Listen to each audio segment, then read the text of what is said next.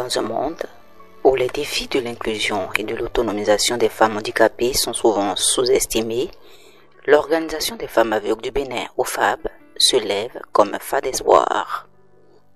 À travers son partenariat avec Oxfam Canada, elle s'engage dans un projet ambitieux visant à transformer la réalité des femmes handicapées au Bénin.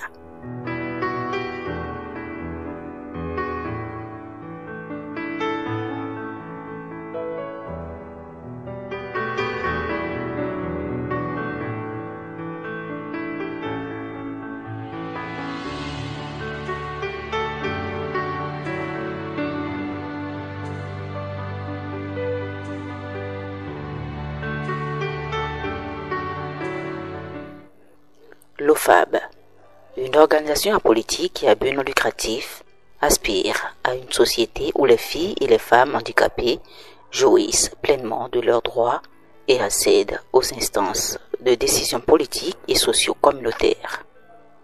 Avec le soutien technique et financier d'Oxfam Canada via les Affaires mondiales du Canada, elle lance le projet Réussir ensemble, l'inclusion sociale, voix et leader des femmes du Bénin. L'objectif du projet est de former une vingtaine de femmes handicapées soigneusement sélectionnées sur la bonne gestion des entreprises, l'inclusion financière, le renforcement dans le domaine de la transformation agroalimentaire et l'élevage domestique. L'Organisation des femmes a collaboré à travers la mise en œuvre du projet Réussir ensemble l'inclusion sociale, dont l'objectif est de travailler pour l'autonomisation des femmes afin qu'elles prennent place dans les instances de prise de décision. Au-delà de ces activités et du programme VLF financé par Affaires mondiales Canada, Oxfam a mis un fonds complémentaire à la disposition de l'organisation afin d'appuyer 20 femmes handicapées type de handicap visuel, auditif et physique, afin qu'elles puissent exceller dans la mise en œuvre de leurs activités génératrices de revenus, puisqu'elles avaient été formées en élevage domestique et en transformation agroalimentaire. Donc nous sommes en dehors de la mise en œuvre du programme de 3 ans du projet. Oxfam Bénin Canada, à travers le Fonds Affaires mondiales Canada, a financé ces activités-là. Et je voudrais ici leur dire merci aux partenaires, parce que au cours de 3 années, l'OFAB a eu une visibilité accrue. Au cours de 3 années, plus d'une trentaine de femmes handicapées ont quand même franchi des barrières qui leur étaient obstacles. Pendant 3 années, et ces actions qui sont acquises seront pérennisées pour que les femmes handicapées, visuelles, auditives et physiques de l'Organisation des femmes aveugles du Bénin trouvent du plaisir à mettre en œuvre leur activité génératrice de revenus à travers plusieurs formations de renforcement de capacités et un appui technique et financier du bailleur. Je dirais à ces femmes d'entreprendre, d'interagir, de mettre à contribution les acquis du programme VLF. Il ne faut pas que ce soit des acquis à l'eau, mais je compte sur elles. Elles sont dévouées, elles sont engagées. Le VLF veut quitter le Bénin, Oxfam veut partir siéger au Ghana, c'est vrai, mais le VLF, à travers nos actions, va continuer. Chères femmes, je vous dis d'aller de l'avant, de mettre à contribution tout ce que vous avez acquis du VLF. Tous les partenaires qui accompagnent notre organisation, je voudrais parler en l'occurrence de Oxfam Bénin, Oxfam Québec, à travers Affaires mondiales Canada. Je voudrais leur dire merci. Ils ne veulent pas nous laisser orphelins, j'ose croire. Ils auront leurs mains, ils vont toujours nous soutenir. Grâce à eux, nous aurons d'autres opportunités. Je ne vais pas manquer de remercier le partenaire Handicap International et à travers le programme Making It Work, Handicap et Gens, qui, grâce à un appui accompagne les filles de l'organisation aussi à travers leur leadership et pour un transfert de compétences intergénérationnelles. Au terme des différentes séances de formation intense ayant duré des semaines, les bénéficiaires se sont prononcés. Cette journée est une journée vraiment très importante pour moi parce que ça me permet encore de savoir comment gérer les activités pour ne pas contracter assez de dettes, histoire de vraiment coller mes produits. Donc, au cours de cette activité, il y a plusieurs notions qui ont été abordées, surtout au niveau des femmes qui malheureusement contractent assez de dettes et qui, d'une manière ou d'une autre, n'arrivent plus à les solder.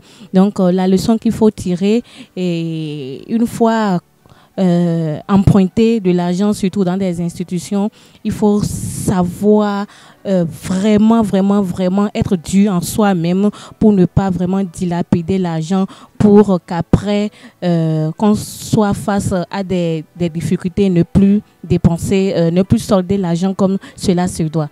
Donc la gestion, c'est de savoir comment faire pour pouvoir épargner de côté pour que l'argent emprunté ne soit pas dilapidé. Moi, c'est vrai que j'ai participé à la formation agroalimentaire cosmétique. Et vraiment, j'étais contente. Je ne savais pas que ce serait pareil. Et après ça, on était parti pour faire le bilan de ce que nous avons fait. Et voilà le moment de faire le projet en question. On nous a appris à faire certaines choses et voilà le moment aussi de nous appuyer pour démarrer. C'est ça qui m'a réjoui en question. Au cours de la formation, j'ai eu à retenir que le marketing digital est un système qui nous est un peu favorable à utiliser pour faire la publicité de nos produits et en ligne. Des formateurs expérimentés partagent leurs expertises lors de ces séances de coaching et d'élaboration de plans d'affaires. L'éducation financière, déjà de façon générale, ça nous concerne tous parce que c'est cette éducation qui nous permet de développer des habiletés, des aptitudes, des compétences qui, à la fin, nous permettent de mieux gérer les ressources dont nous disposons. Et particulièrement dans leur cas, vous savez que c'est des personnes qui souffrent d'un handicap et en général, elles sont un peu marginalisées. La preuve est qu'elles l'ont exprimé.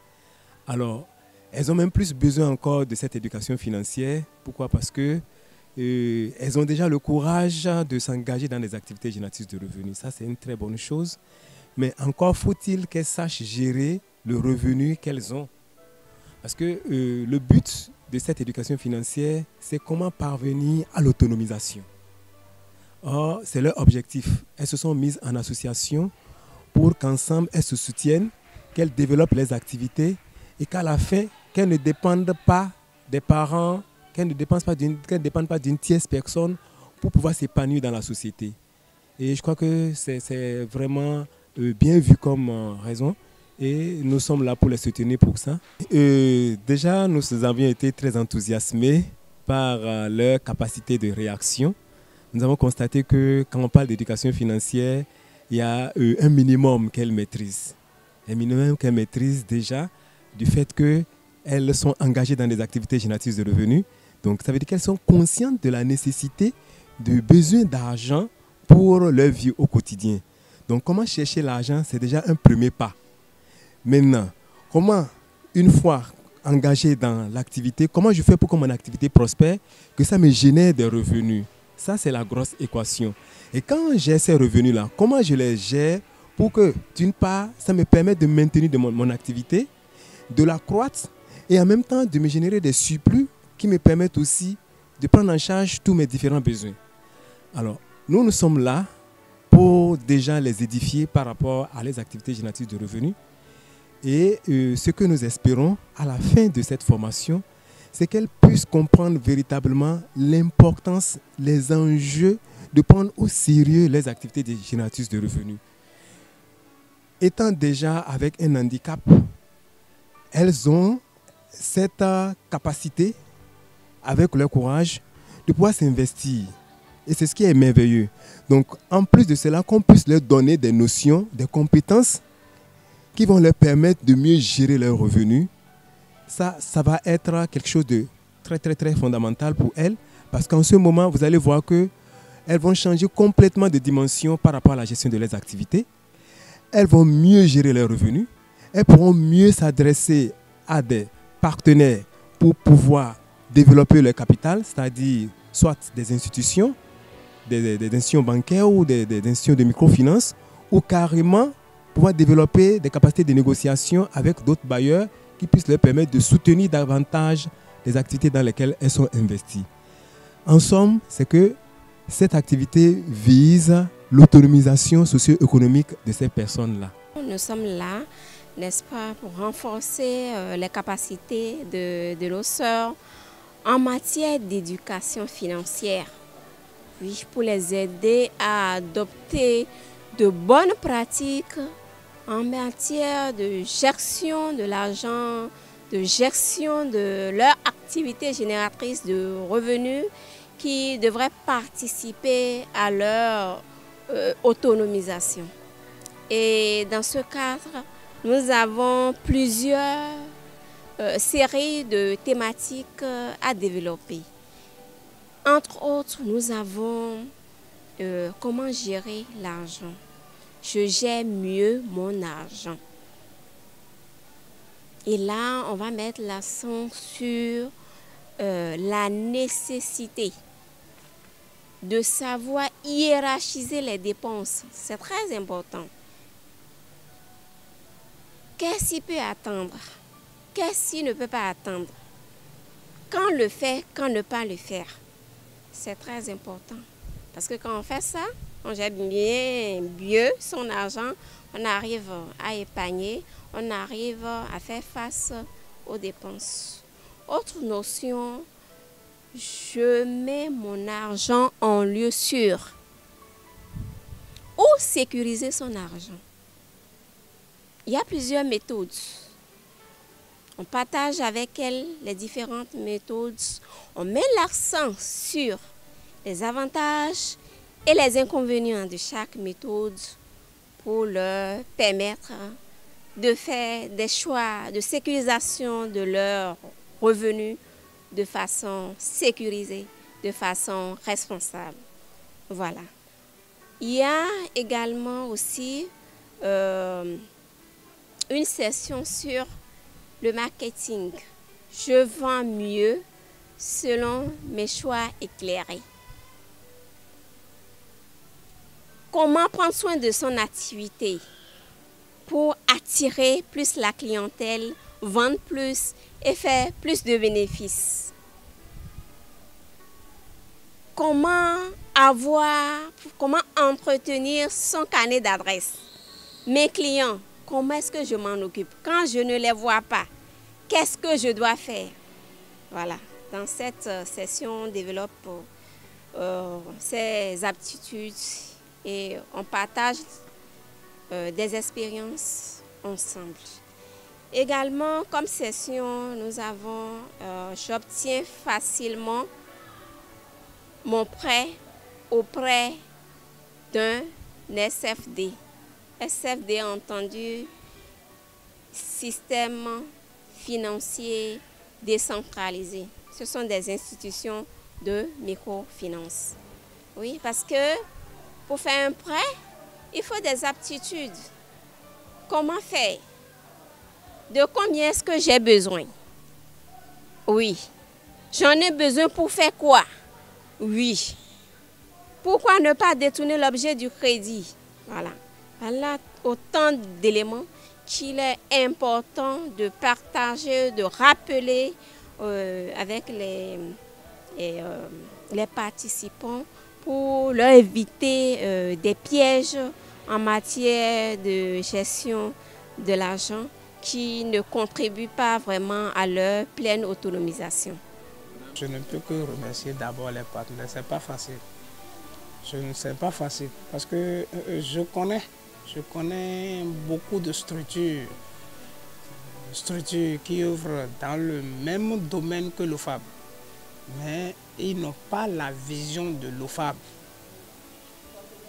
Je ne vais pas citer des noms parce que j'ai travaillé avec plusieurs, mais ils n'ont pas cette vision-là. Bon, seulement que je préfère dire aux partenaires que l'OFAB, ils n'ont qu'à continuer toujours à aider l'OFAB. L'OFAB est vraiment chose là, est sur une bonne voie parce que ils sont des personnes qui suivent attentivement le conseil de leurs consultants. Grâce au soutien matériel d'OFAB et d'Osfam Canada, les femmes handicapées reçoivent des équipements essentiels pour démarrer leurs entreprises. Ceci en présence de la directrice du Centre de promotion sociale des embryopes et aveugles d'Akbakba et du président des réseaux des associations de personnes handicapées du littoral.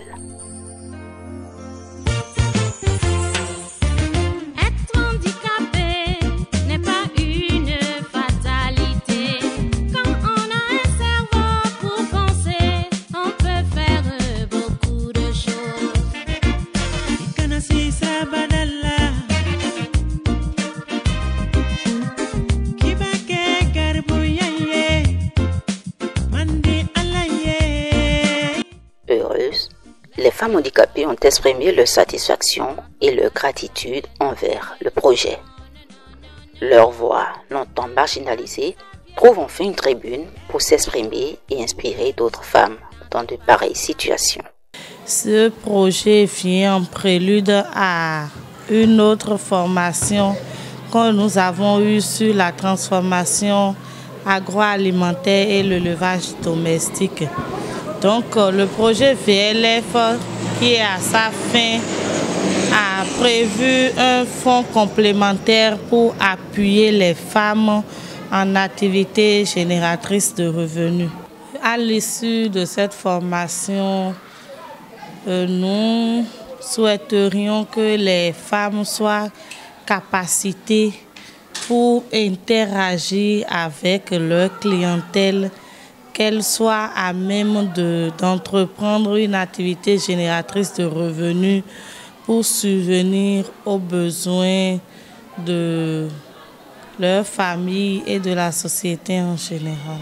En unissant leurs forces, l'OFAB, Osfam Canada et les femmes handicapées elles-mêmes tracent la voie vers un avenir plus inclusif et égalitaire pour tous.